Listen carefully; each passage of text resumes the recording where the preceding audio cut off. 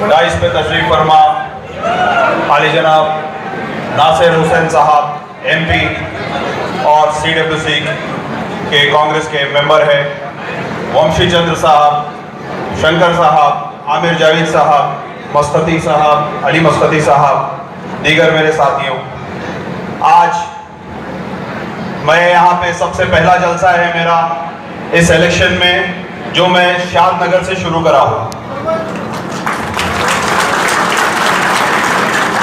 शादनगर से शुरू करने की जरूरत ये पड़ी कि शंकर साहब से ज्यादा अगर आज किसी को कांग्रेस लाने की जरूरत है तो आपको और हमारे को है।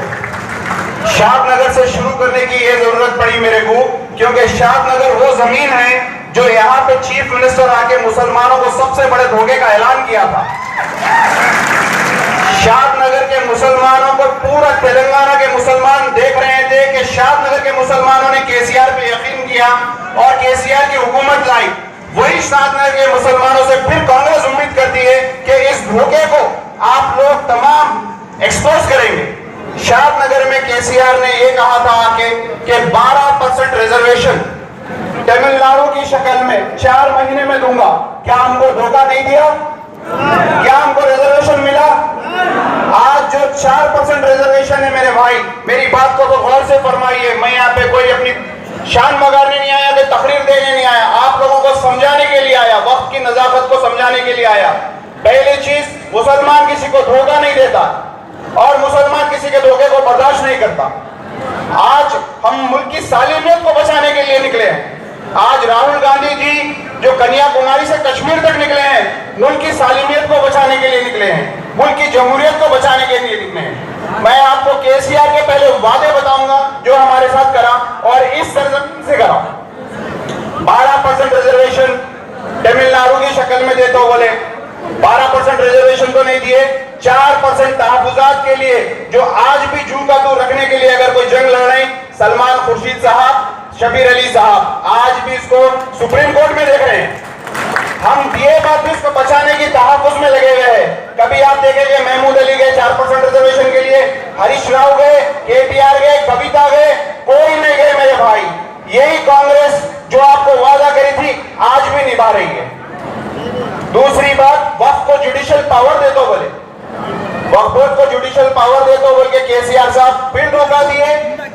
हुसैन शाह वली रहमतुल्लाह अलैह की जमीन 1652 एकड़ जमीन, लाखों रुपए की जमीन, खुद गवर्नमेंट, एक तेलंगाना गवर्नमेंट एक तरफ पार्टी बनी, दूसरी तरफ वक्फ बोर्ड, और वो केस कंटिन्यूसली 2016 से सुप्रीम कोर्ट में बिल डालते हुए 12 बिल डाल के केसीआर साहब अपने फेवर में ऑर्डर लाए। आपके साथ आपके एक वक्फ की जायदाद को लूट लिए केसीआर साहब, फिर मुस्कुराते हुए बोल रहे हैं आपके साथ है। केसीआर साहब 2017 में वक्फ बोर्ड को ताला डाल दिए, वक्फ बोर्ड के लॉ सेक्शन को, वक्फ बोर्ड के रिकॉर्ड रूम को। वक्फ के रिकॉर्ड रूम को जब लॉक डलता है मेरे भाई, तो आप कोर्ट में कोई डॉक्यूमेंट पेश नहीं कर सकते हैं। वक्फ की जानिब से कोई डॉक्यूमेंट पेश नहीं हुआ और केसीआर साहब हर जमीन को, कई केसेस वक्फ बोर्ड के हार गए। जो हमारी 70,000 चिल्लर जमीन थी, जो 2014 में 70,032 एकड़ जमीन थी, आज वो 23,000 24,000 पे आके रुक गई। तो ये आपके साथ हर वक्त केसीआर साहब धोखा करे। जहांगीरपीरा दरगाह बिल्कुल शादनगर के करीब है, आपको बोले कि मैं जहांगीरपीरा की दरगाह को 50 करोड़ रुपए से बनाता हूं, बनाए नहीं बनाए। आपको इस्लामिक सेंटर देता हूं बोले, जो हाईटेक सिटी पे 10 एकड़ पे बेहतरीन इस्लामिक सेंटर है, मैं दूंगा बोले। उसका शुक्रिया अदा असेंबली में अकबरुद्दीन ओवैसी साहब भी कर दिए। आपके साथ फिर धोखा करे। फिर उसके बाद आपको बोले अजमेर में 1 एकड़ पे रूबात बना के दूंगा, जो जाकिर यहां से जाते हैं उनके लिए रूबात बना के दूंगा। आपको रूबात बना के नहीं दिए। फिर आपको ओल्ड सिटी को इस्तांबुल बना तो बोले। बहरहाल कई वादे करे केसीआर साहब, मुसलमानों के साथ एक भी वादे पे पूरे नहीं उतरे। जब एक मुसलमान अवाम से लीडर होता है मेरे भाई, अवाम से इख्तिदार होता है, जब एक मुसलमान रूप के बोला केसीआर साहब क्या हुआ 12% का रिजर्वेशन का, तो उसको बड़ी बदतमीजी के साथ बैठो बैठो तुम्हारे बाप को बोल दो बोले ना।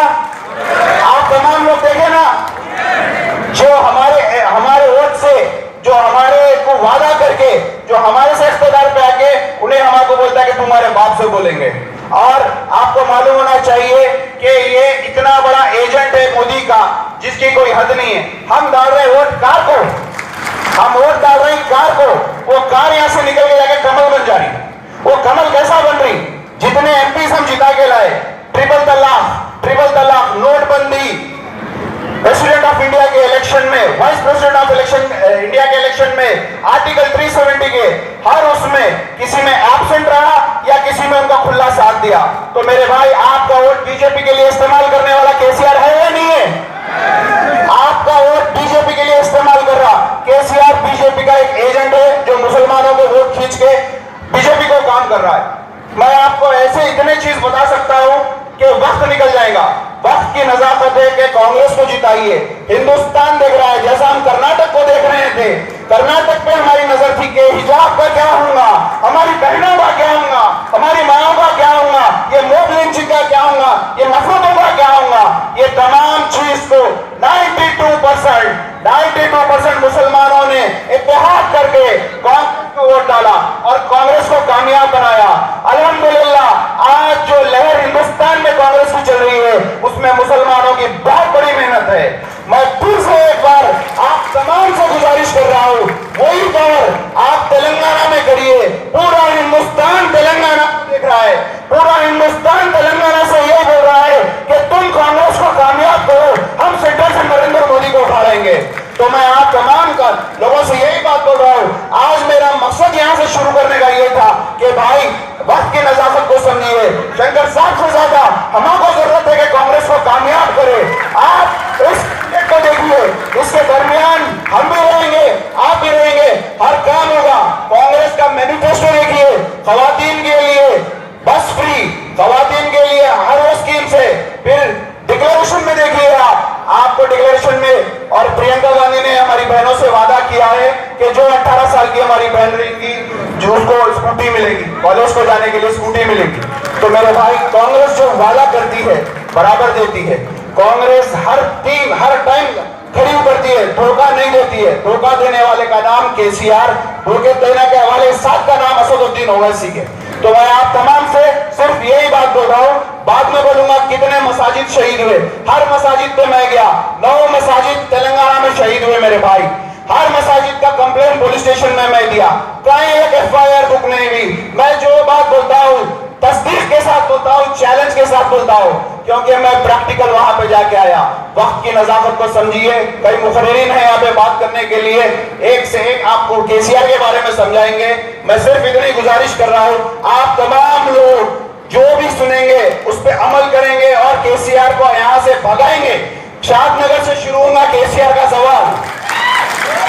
बोलिए, आप लोग कांग्रेस के साथ है? दोनों हाथ उठा के बोलिए। आप लोग हिंदुस्तान के साथ है, हिंदुस्तान की सालियत के साथ है, हिंदुस्तान की एकजुटता के साथ है कांग्रेस पार्टी। शुक्रिया, अस्सलाम वालेकुम। हर खबर पर नजर रखने के लिए हमारे चैनल को लाइक, शेयर और सब्सक्राइब जरूर कीजिए। Crime control news Hyderabad.